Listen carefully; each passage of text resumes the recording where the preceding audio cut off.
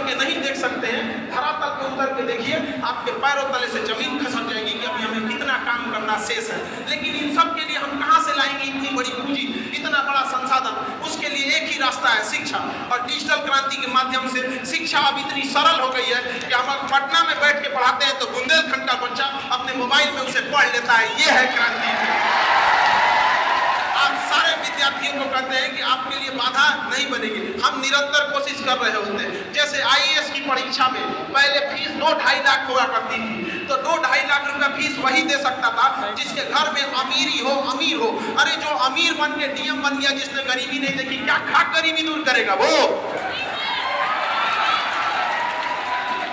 जो कभी पानी में नहीं उतरा वो तैराकी सिखाने गया है। ये तो हाल हो गया है यहाँ पर। तो हमने उसको रियलाइज किया कि 2 लाख की फीस को हम आपके मोबाइल में आपके घर तक मैं 6 से 7 हजार रुपये में पहुंचा देते हैं। 2 लाख की पढ़ाई उसी शिक्षक की मदद से। अभी हमने बिहार में पीसीएस का एग्जाम होता है, जैसे यूपी पीसीएस का होता है, हमने दोनों का चालू किया। मैं 4 से 4.5 हजार रुपए में। हमारे यहाँ एक बच्चा था, मुकेश नाम था उसका, उसने जब बिहार पीसीएस का प्री निकाला और मेंस निकाला, उसका इंटरव्यू था। तो इंटरव्यू के टाइम हर बच्चे खुश होते हैं कि अब हम इंटरव्यू के बाद एक पीसीएस अधिकारी हो जाएंगे।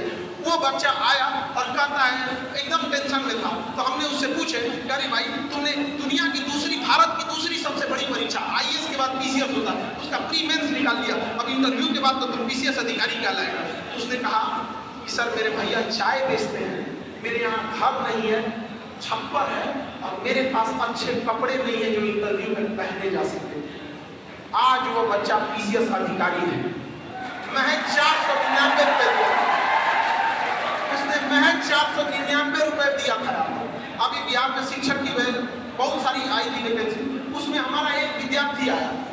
तो ऐसे बहुत सारे विद्यार्थी झुंड में आए, लगभग 50-60, जिनका मिठाई नौकरी हो गई थी तो मिठाई खिलाने। वो बच्चा जब हमें मिठाई खिला रहा था तो उसका जो मिठाई मुंह में खिलाना चाहिए ना, वैसे माथा पे रख दिया। तो हमको भीड़ में नहीं समझ पाए। फिर हम देखें वो बच्चा 100% आंखों से नहीं देख सकता था, पूरी तरह से नेत्रविहीन था, और वह एग्जाम निकालकर आज पटना के पास एक छोटा जगह है बिहटा, वहां पर आज सरकारी अफसर बन के बैठा हुआ है। तो ये हाल होता है, ये ताकत है शिक्षा की।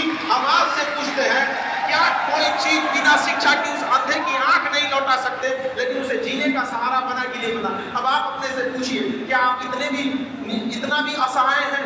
क्या आपकी समस्या इतनी हो चुकी है? नहीं, आपके सामने इससे छोटी छोटी समस्या है, लेकिन समस्या से भागना नहीं है, उसे संघर्ष करना है, आपको लड़ना है। यह सोच के कि हमें लड़ने के लिए दिया गया है। जो लड़ रहा होता है उसके आने वाली पीढ़ियां उसका फल भोगती है। भगत सिंह, राजगुरु, सुखदेव, सुभाष चंद्र बोस, महात्मा गांधी, सरदार पटेल लड़े थे, और उनके लड़ाई का मतलब होता है जो हमें यह सुंदर सा देश देखने को मिलता है। तो यह पीढ़ी लड़ने वाली पीढ़ी है। लड़की या लड़का, सबको लड़ना पड़ेगा। और बलिदान उस समय अंग्रेजों के सामने दिया गया था, आज हमें बलिदान देना पड़ेगा जाति पात से, धर्म से, अपने ऊंच नीच के व्यवहार से, लड़का लड़की में भेदभाव से, ये सारे झूठ फरेब से। और तब हमारे आने वाली पीढ़ियां जब आएगी तो फिर यह देश या वही भूमि का टुकड़ा वापस सोने की चिड़िया कहलाएगा और सारे देश में खुशहाली आएगी। जब तक इस देश में आंसू की एक बूंद है, भारत माँ का सपना अधूरा है। याद रखिए, यह देश एक ऐसा देश है जो केवल भूमि का टुकड़ा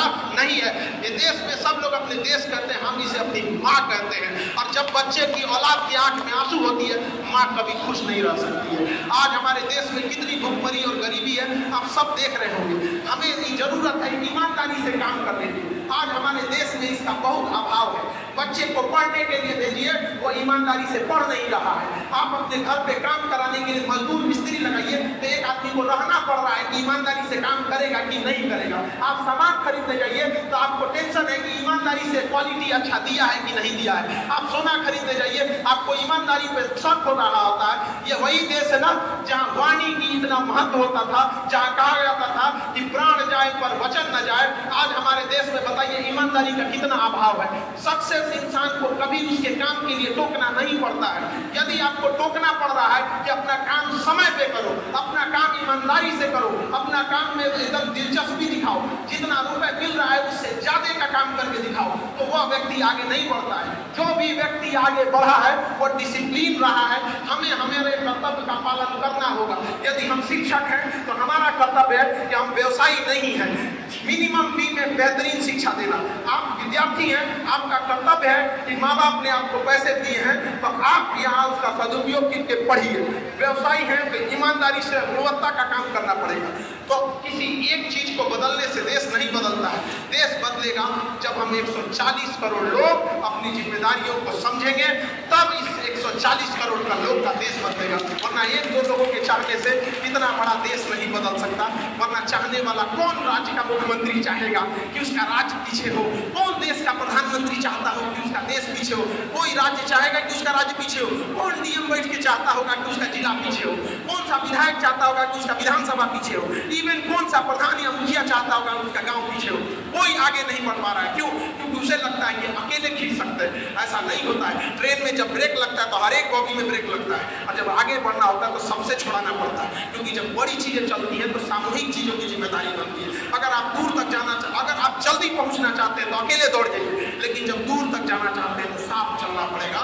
अब वो समय आ गया है कि हम सब लोग को एक दूसरे के विकास के लिए साथ चलना ही पड़ेगा। चाहे लड़का लड़की, ऊंच नीच, सारी चीजों का भेदभाव मिटाकर। और हमेशा याद रखिएगा, तकनीक को कभी पीछे मत छोड़िएगा। लेटेस्ट टेक्नोलॉजी का यूज करने के लिए कोशिश कीजिएगा, चाहे जो भी हो। जैसे आज के समय एआई टेक्नोलॉजी आ गई है, एकदम लेटेस्ट है। कोशिश कीजिएगा उसको ज्यादा से ज्यादा सीखा जाए। अगर आप अप टू डेट नहीं रहेंगे तो आप सर्वाइव नहीं कर पाएंगे। आपके सामने घर घर के हाथ में रहने वाला नोकिया मोबाइल बर्बाद हो गया। हमारी आपकी क्या औकात है? छोटी सी दुकान या घर बिजनेस छोटा सा हो गया। क्यों? क्योंकि वो अपडेट नहीं रह सका था। आपको समाज के हिसाब से अपने को अनुकूल बनाना पड़ेगा। डायनासोर इस पृथ्वी से चले गए सब, उतना बड़ा शरीर लेके, क्योंकि समाज वातावरण के अनुकूल नहीं बना सके। आज का समय है आपको तकनीक, शिक्षा और अपने फाइनेंशियल कंट्रोल पे रखना पड़ेगा।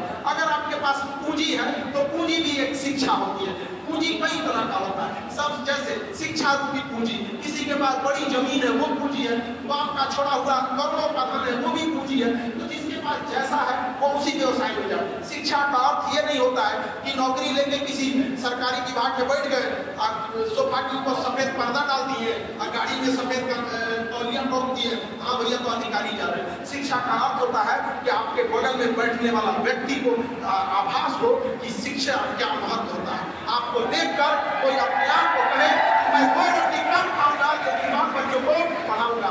शिक्षा से अमीर वही व्यक्ति होता है। शिक्षा रूपी धन से जब कोई अमीर होता है तो उसके बगल में बैठे व्यक्ति को आभास नहीं होता है कि वो गरीब है।